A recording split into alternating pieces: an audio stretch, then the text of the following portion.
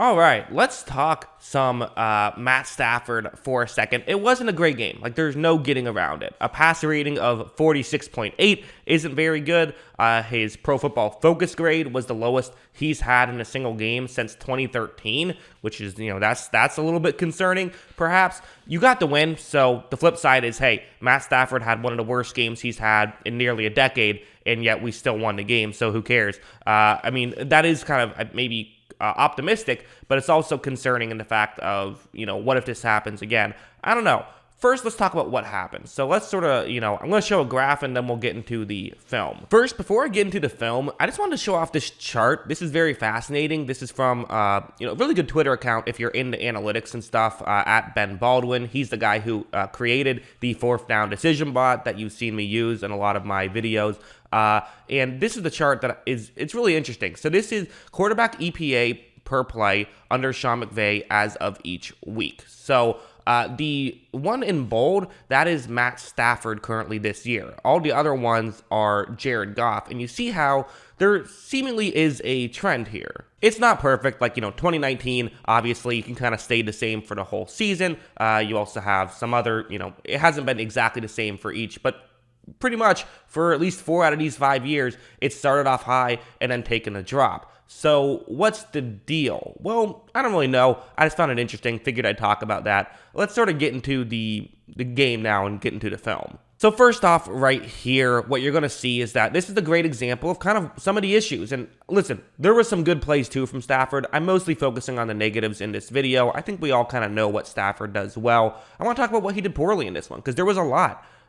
This play, what's going to happen is it's a pretty simple concept. And usually the route over the middle is going to be the one that gets open. However, when Stafford takes a snap, over the middle this time, it's not going to get open as well. I mean, maybe if Stafford got rid of the ball earlier, it could have. But again, he had to finish his, the play action and everything. So maybe that would have been dangerous anyways. So I get not wanting to do it. There is a window where Stafford can make this throw. You wait until your receiver gets past the linebacker, and then you try to make the throw. But there's a corner sort of, trailing that can get into the play. There's also a corner further down the field, so closer to the top of the screen, that could run over and make a play. So it's a tight window. And also Stafford's going to really just miss this window a little bit, I think. Although you could also argue maybe Van Jefferson held up on his route a little bit. This is the one where I'm willing to say, I don't know if that's entirely on Stafford, but it kind of still does look to be at least somewhat on Stafford here. Not a horrible throw, though. If this was his only bad play, I'd be whatever.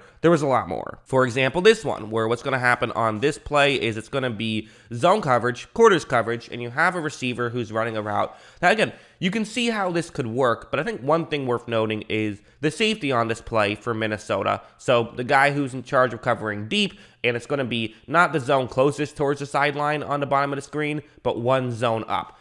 Who is he supposed to cover here? Really, there's no one else running a deep route, so this is probably going to be the guy he ends up covering. Watch how right when this play begins, you notice that, guys aren't going to just cover grass all the time. Sometimes they will, and sometimes you can take advantages with that, but you have to be aware of that. And on this play, that's, what's happening is the safety's coming over and getting ready to make a play. So for Stafford, he should be aware of this, and he shouldn't make this throw. Nothing else is open, so you got to throw it away, but still, he shouldn't make this throw. However, as you see, just kind of a risky throw there, easily could have been intercepted. So again, kind of one of those that was a lot of what I saw from Stafford, quite frankly, was just weird decisions. Decisions that I feel like he typically doesn't make very often. So I don't know what to make of that exactly. I don't know if that ties into the Sean McVay thing. The best way I can think of in my head as to how it might would be something along the lines of, teams are just playing the defense or playing the offense better. They're being more aware. And I do feel like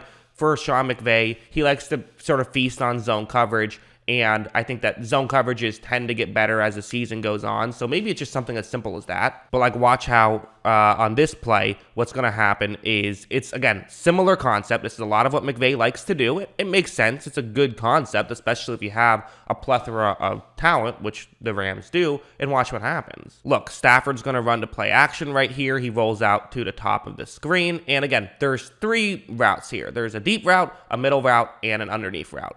You could argue you can make the deep route. You could argue that's a shot you could take. It's tough, though. It would have to be a great throw. You don't have to make that throw. I think it's totally fine to say, take the shallow route here. Like, the middle route's not open, but take the shallow route.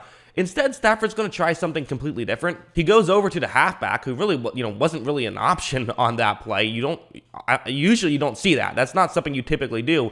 Sonny Michel dropped it, but it's because he wasn't ready for it. Because I don't know why make that throw instead of just hit the designed underneath route for that play.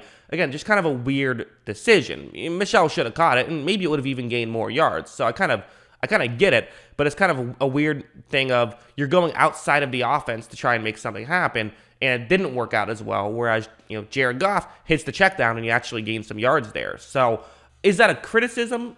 Not really, because it works out plenty as well, but it just didn't work out in this game. This interception was bad, quite frankly. This was just, there's no getting around it. I'm not going to break down the whole play. Just first things first, what's going to happen is watch the, going to be pressure here with a one-on-one matchup with your center. Look, there's immediate pressure, but you have to give credit to Stafford here. He's going to get away from the pressure, avoid the sack, and at this point, this could totally be a completion, but it's tough. You really have to get the ball there in a hurry, and ideally you want to kind of lean towards the, sideline. That's what you would probably want to do. I've also purposely paused it right here because you see Stafford is kind of off balance as he's throwing it. So that's another difficult thing because you want to get the ball there in a hurry. As you see, this throw is going to get intercepted. It was just not a great throw right there because he was throwing off balance. Again, kind of a questionable decision. Kind of looked a little Jared Goff-like, quite frankly, on that play. Like that, there's really no getting around it. Like, that's how I viewed this. Something like this is another not great play where it's a concept design that can, not designed to beat this coverage, but can beat this coverage of, the route going towards the sideline, towards the bottom of the screen. Absolutely can get open against man. However, what's notable here is how far off the Minnesota Vikings corners are playing. Watch how, when Stafford takes the snap, you see how much space there is right here. So this is kind of a great example of, okay, on paper, I get the logic, but in practice, this isn't really a throw you want to make. This is too dangerous. Stafford makes it anyways, and that easily could have been intercepted. So again, that's another one I would fall under a not great play right there. That's something that he has to be better at. And again,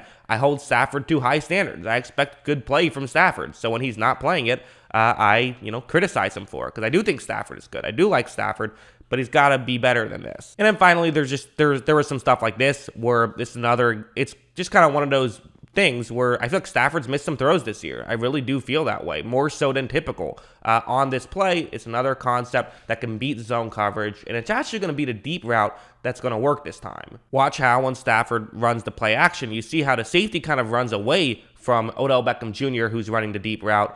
So for Stafford, this could work, and in fact, this could maybe even be a touchdown. Probably not, but it would probably still be a big completion right here. This is the throw you kind of have to make. Instead, Stafford just underthrows it. Like, no getting around it. That was just an underthrow right there. Odell Beckham Sr. will not be happy about that one because, that could have been a big completion to Odell right there. Just not a great play. Again, we don't have to keep harping on it. There were some ugly plays from Stafford in this one, although, you still got the win, so you have that going for you. So yeah, interesting stuff. And listen, I kind of always view this stuff as, well, what's the sample size that we have? And I think the sample size from Matt Stafford still is heavily leaning towards he's a very good quarterback. I think that that's very true. We have seen some bad performances. He had that, the Titans game and then the 49ers game where he wasn't great in back-to-back games. And even the Packers game, he had some issues in it. And now we've seen another one. So it is a little bit concerning that in a playoff run, will there be one of these types of games? But of course, the flip side is, well, what if there isn't? And you get good Matt Stafford for all of them. You could win a Super Bowl. That's not a bad spot to be in. So yeah, interesting stuff. That's what I thought about this game. What did you guys think? Let me know in the comments below. Always love hearing from you. And of course, as always, thanks for watching.